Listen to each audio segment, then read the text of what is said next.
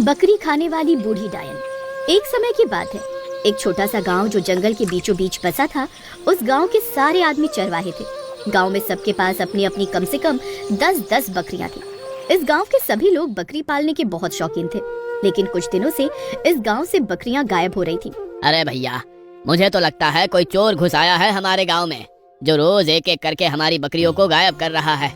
अरे नहीं भैया, मुझे तो ऐसा नहीं लगता। अगर कोई चोर होता तो वो किसी न किसी को बकरी चुराते हुए दिख ही जाता। मुझे तो लगता है कोई जानवर ही होगा, क्योंकि हमारा गांव जंगल के बीच बसा है। पक्का कोई जंगली जानवर ही हमारी बकरियों पर ताक रखे हुए हैं, जो हर रोज हमारी बकरियों को खा रहा है। अरे ना तो मुझे कोई चोर लगता है और ना ही कोई जंगली जानवर लग रहा है। इतने सालों से हमारा ये गांव इस जंगल के बीचों बीच बसा है। आज तक किसी जंगली जानवर ने ना ही इंसान को और ना ही हमारी किसी मवेशी को हानि पहुंचाई है। माजरा कुछ और ही लगता है। भाई साहब, आपस में बहस करने से कुछ नहीं होगा। बहस करने से तो अच्छा इस बात का पता लगाया जाए कि कौन हमारी बकरियों को चुरा रहा है। ऐसे ही चलता रहा तो एक दिन एक एक करके हमारी सारी बकरियां खत्म हो जाएंगी, हमारा रोजगार ही खत्म हो जाएगा। फिर हम क्या करेंगे? गांव के लोग सुबह शाम बकरियों का दूध निकालकर शहर ले जाते थे, क्योंकि बकरियों का दूध महंगा बिकता है। इस वजह से सबकी अच्छी खासी कमाई होती थी और ये गांव बकरियों के दूध के लिए मशहूर भी बहुत था। लेकिन अब सारे गांव वाले चिंता में आ गए थे कि आखिर उनकी बकरियां गायब कैसे हो रही हैं। तभी सांझ के समय गांव में कुछ बच्चे खेल रहे थे। वहाँ पर एक बूढ़ी औरत काली साड़ी में सर ढके हुए हाथ में लाठी लेकर आती है। अरे बच्चों, सुनो तो। हाँ काकी, बोलो। बहुत भूख लग रही है, खाने के लिए कुछ मिल सकता है? हाँ काकी, तुम मेरे साथ मेरे घर चलो।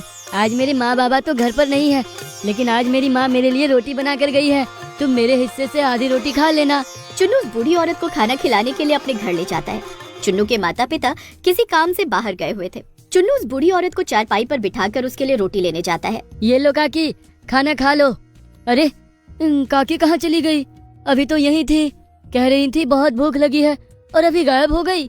तभी उसी समय चुन्नू के माता पिता भी घर आ जाते हैं और उसी समय घर से बकरियों की भी जोर जोर से रोने और चिल्लाने की आवाजें आने लगती हैं। चलकर देखने पर पता चलता है कि उनमें से एक बकरी का बच्चा गायब हो चुका है। सारे गांव में खलबली मच जाती है। आज हमारी बकरी का छोटा बच्चा भी गायब हो गया। तभी चुन्नू पूरी घटना के बारे में बताता है कि किस तरह से एक बूढ़ी औरत उसके साथ खाने के बहाने घर आई थी। हाँ, हो ना हो, मुझे लगता है वही बूढ़ी औरत है जो हमारे गांव से बकरियां चुरा रही है। आज उसी ने मेरे घर में आकर मेरी बकरी के बच्चों को चुराया है। दरअसल वो औरत कोई और नहीं, एक बहुत ही बुरी और भयंकर डायन थी जो बकरियों का मांस खाने की शौकीन थी, खास करके बकरियों के छोटे बच्चे। उस बूढ़ी डायन की एक बेटी भी थी।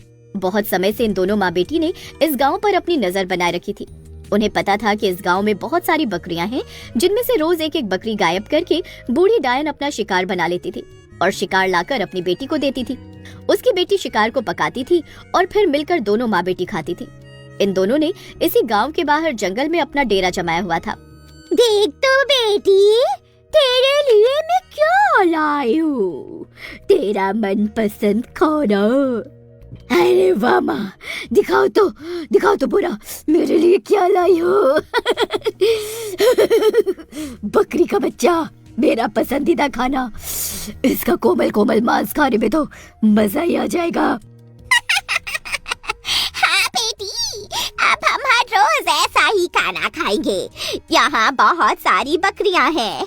अच्छा हुआ हमने अपना डेरा इस गांव के बाहर ही जमा लिया, वरना उस पुराने गांव में तो खाने के लिए भी कुछ नहीं बचा था। यहाँ पर हम सारी उम्र एक एक बकरी रोजाना खा सकते हैं। हाँ माँ। दोनों डायन माँ बेटी उस बकरी के छोटे से बच्चे के मांस को पकाकर खाती हैं। लेकिन इस घटना के बाद गांव वाले चौकन्ने हो गए थे। सूरज ढलने से पहले ही अपनी बकरियों को जल्दी से घर लेकर आते और रात को भी बकरियों के घर को पहरा देते थे। इसी तरह से अब रोज वो बूढ़ी डायन आती और पूरे गांव का चक्कर लगाकर चली जाती। लेकिन उसे बकरी का बच्चा तो क्या, कोई बूढ़ी बकरी भी खाने को नहीं मिल रही थी। वहीं गांव वाले भी उस डायन को पकड़ने की फिराक में थे। क्या माँ, आज भी तुम फिर से खाने के लिए कुछ भी नहीं लेकर आई हो? क्या करूं बेटी, मुझे तो लगता है उस दिन से ये गांव वाले चौकन्ने हो गए हैं। जैसे इनकी बकरियां पहले खुलेआम चरती थी, अब ऐसा कुछ नहीं है। ये अपनी बकरियों को शाम होने से पहले ही घर ले जाते हैं और रात को भी पहरा देते हैं। अब बकरी चुराना इतना आसान नहीं रह गया। मुझे तो लगता है अब हमें घास फूस और पत्ते खाकर ही गुजारा करना पड़ेगा, या फिर शिकार के लिए कोई नई जगह तलाश करनी पड़ेगी। क्या माँ, तुम भी कैसी बात करती हो? हम डायन हैं, हम मांस के अलावा घास फूस पत्तियाँ कैसे खा सकती हैं? कल फिर से कोशिश करके देखो, क्या पता कोई स्वादिष्ट भोजन मिल जाए। अगले दिन बूढ़ी डायन फिर से बकरी के शिकार की कोशिश में निकल पड़ती है। पूरा गांव और जंगल घूमकर उसे एक जगह एक छोटा सा बच्चा बकरियों को चराता हुआ दिखता है। देखकर डायन बहुत खुश हो जाती है। आज तो मुझे शिकार मिल ही गया, और वो भी बकरी का छोटा बच्चा। इस बकरी के छोटे से बच्चे को मैं ले जाऊंगी। आज मेरी बेटी बहुत खुश होगी। डायन उस बच्चे के करीब आती है और उससे कहती है, अरे मर गई, मैं तो मर गई। अरे काकी, क्या हुआ? तुम रो क्यों रही हो? अरे बेटा, मैं कब से प्यासी हूँ। मुझे बहुत प्यास लगी है, लेकिन कहीं पानी नहीं मिल रहा है बेटा। क्या तुम मुझे पानी पिला दोगे? हाँ काकी, मेरे पास पानी है, मैं तुम्हें अभी अपनी बोतल से पानी पिलाता हूँ। अरे ये तो मुझे अपनी बोतल में से पानी पिला रहा है। कहाँ तो मैं सोच रही थी कि इसको पानी लाने के बहाने दूर भेजकर इसकी बकरी के बच्चे को चुरा लूंगी, लेकिन ये तो मुझे यही पानी पिला रहा है। चंदू डायन को अपनी बोतल में से पानी पिलाने लगता है कि तभी वो डायन जानबूझकर पानी की बोतल को अपने हाथ से नीचे गिरा देती है। अरे काकी, ये तुमने क्या किया? मेरे पास तो इतना ही पानी था, वो भी गिरा दिया। माफ करना बेटा, बुढ़ापे के कारण कोई चीज ढंग से पकड़ी भी नहीं जाती, गलती से पानी गिर गया। लेकिन बेटा, मुझे बहुत प्यास लगी है। तू जाकर मुझे पानी ला कर दे। अब ठीक है काकी, मैं अभी घर से जाकर तुम्हारे लिए पानी लेकर आता हूँ। तब तक तुम मेरी बकरियों का ख्याल रखना।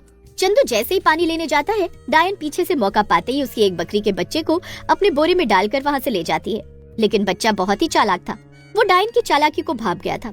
वो पानी लेने नहीं गया था, बल्कि एक पेड़ के पीछे से छुपकर देख रहा था, और फिर इस बात की खबर आकर सारे गाँव वालों को देता है।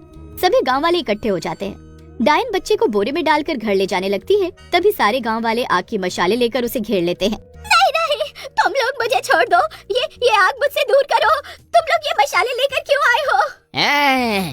पकड़ी गई, आज डायन पकड़ी गई। यही थी वो जो हमारी बकरियों को और उनके बच्चों को चुरा कर ले जाती थी और खा जाती थी। आज तो तेरी खैर नहीं। शाबाश बेटा चंदू, आज तुम्हारी बहादुरी के कारण ये डायन पकड़ी गई है। इस डायन को हमें जिंदा ही जलाना पड़ेगा, हम इसे ऐसे नहीं मार सकते। तभी सारे गांव वाले डायन को गांव के चौराहे पर एक पेड़ के साथ बांध देते हैं और उस पर मिट्टी का तेल छिड़कते हैं। छोड़ दो, मुझे छोड़ दो। तुम मुझे मार दोगे, लेकिन मेरी बेटी तुम सबसे बदला लेगी। याद रखना, जब मैं घर वापस नहीं लौटूंगी तो वो मुझे ढूंढने जरूर आएगी। अच्छा, तो इसकी एक बेटी भी है। गाँव वालों, हमें इसकी बेटी के आने का इंतजार करना होगा। वो उसे ढूंढने के लिए आती ही होगी, फिर इन दोनों को एक साथ में ही जिंदा जला देंगे। गांव वाले डायन की बेटी के आने का इंतजार करते हैं। वहीं जब डायन की बेटी बहुत समय तक उसका इंतजार करती रहती है, तब वो अपनी माँ को ढूंढने निकलती है। अरे माँ तो शिकार लेने गई थी, इतना समय हो गया अभी तक घर नहीं आई है, मुझे चलकर देखना होगा। जैसे ही डायन की बेटी उसे ढूंढती हुई गांव की ओर आती है, सारे गांव वाले उसे भी पकड़कर बांध देते हैं। माँ, इन लोगों ने तो हमें बांध दिया। अब क्या हम लोग, क्या अब ये लोग हमें जला देंगे? पता नहीं बिटिया, पता नहीं बेटी, अभी क्या करेंगे। सुनो गाँव वालों, तुम लोग चाहे कुछ भी कर लो, लेकिन एक बात याद रखना, डायने कभी मरती नहीं है। आज तुम हमें जला दोगे, लेकिन हम लौट कर जरूर आएंगी। गांव वाले मिलकर दोनों डायन माँ बेटी को जला देते हैं। चलो, इन दोनों का खात्मा हुआ। कम से कम अब तो हमारी बकरियां गायब नहीं होंगी। इस तरह से अब गांव वाले बिना किसी डर के अपनी बकरियों को खुले में ही चराते थे। जादू